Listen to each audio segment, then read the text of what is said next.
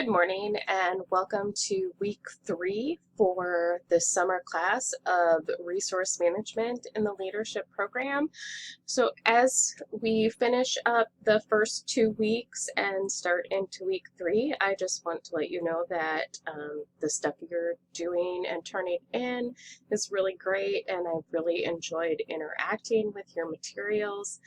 I know people don't often believe me, but one of my favorite activities is reading the discussion boards and reading the conversations that students are having in the discussion forums.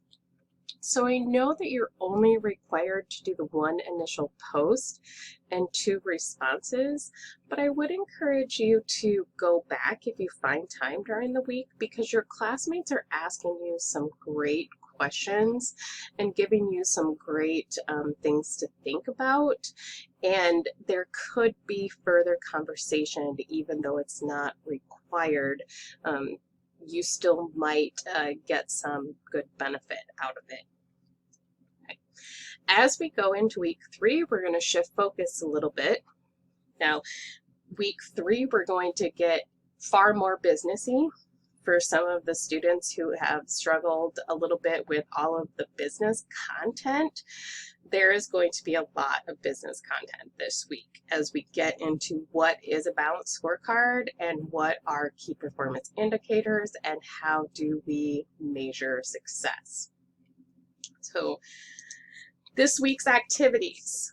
So we're moving away from the polarity management and project management textbook for a little bit. There is a case study reading, one of the sections in the back for polarity management, that will drive your discussion post on Wednesday and replies on Sunday. But we're going to start into the Power of the People book, and then we're going to read 2 chapters from Balanced Scorecard Evolution. That book is available through the library. It is linked. It's available as an ebook. It's linked through my.Wartburg. Let me know if you have any issues accessing that. There are also 2 videos, one on a balanced scorecard and one are on KPIs, which is the abbreviation for key performance indicators. For that balanced scorecard evolution, if you're interested in the rest of the book, that's great. You're only required to read chapter 1 and 6. The rest of the book is extremely technical and really focuses in on corporate finance as opposed to how key performance indicators and balanced scorecard can be used in multiple disciplines and in multiple ways. So then the discussion board, and then the How Do You Measure Success paper. So within coursework, there are all the questions that I want you to answer as part of that paper. Use the resources available to you as you're writing that. You have the course textbooks, the course readings, course videos, anything that you've done in the past year in the leadership that can be incorporated into this. And then always remember that Google is your friend. The only thing we need to remember when we're using Google to find things is that we cite our resources and that we're using good references and not just Wikipedia. This week's video is probably going to be separated into at least 2 parts as we try to keep these lecture videos under 10 minutes. And there is a lot of stuff to talk about this week as we move into measurement and analytics, because why do we measure success? Well, the main reason we measure success is because people aren't likely willing to give us continued resources to a project if we can't prove that it's working. And this even means volunteer time, and just that it's one of the things that we're allowed to work on as part of our day. No one's going to support the continuation of that work if we can't prove to some extent that the initiative is working, or if it's not working, that we have plans to improve it and get it working. So we're going to start with the power of the people textbook. So the first 5 chapters, chapters 1 and 2 are just a couple of pages and they're really short and very descriptive. The real content is in chapters 3, 4, and 5. So this book is about the power of workforce analytics. As the amount of data that we have access to continues to grow, we have more and more and more information available at our fingertips in which to make decisions with.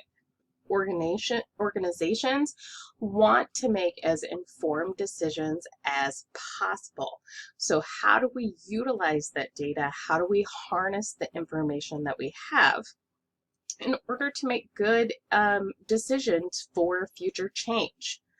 The way that we work, how we work, continues to change. People, with the advent of technology, people are continually working remotely, working in different systems, not only, but the cultural shift in how we work and want to work has changed considerably in the last 2 years. And so we need to make sure that we understand what is happening with our organizations that is driving this need for change. Okay. This quote from chapter 3 on page 20, workforce analytic leaders usually have a large number of projects to handle at one time. They need to manage both the workload of their projects and the stakeholder relationships. So managing those stakeholder relationships, you have people on your team who might be working with the data on a daily basis and reporting to you.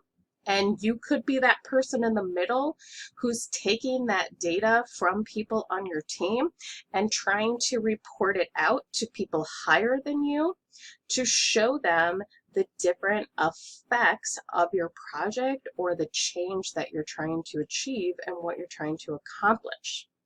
Chapter 3 then goes on to talk about various leadership attributes, such as the capacity to think, the willingness to develop others, the ability to inspire, and the drive to achieve.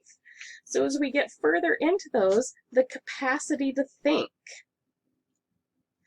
So that as you have multiple projects and you're managing multiple things as a leader in your organization, what is your capacity to work on any one project? How much time can you really give it?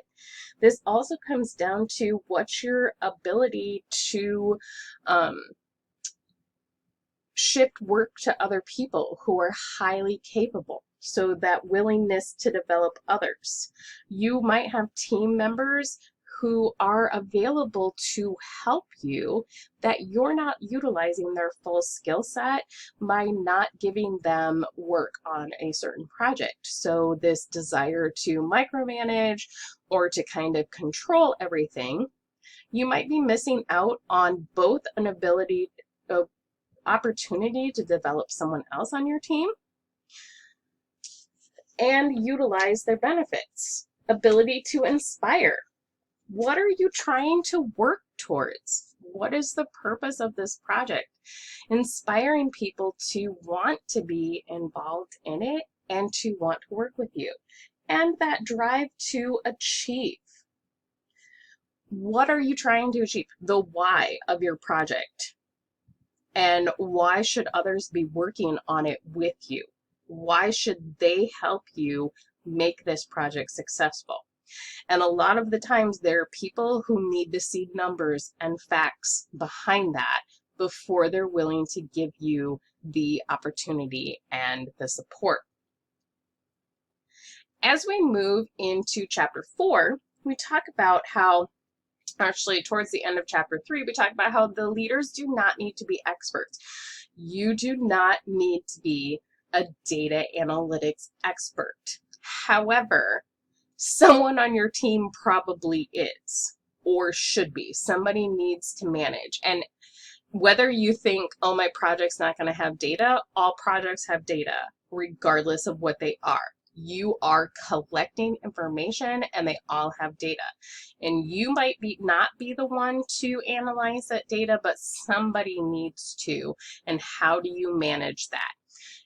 As a leader, you need to at least know enough to understand what that team member is telling you and how you should be relating that information to others, the people that you report to, the people that you are trying to get buy-in from, the people that you are trying to get money from, or other resources.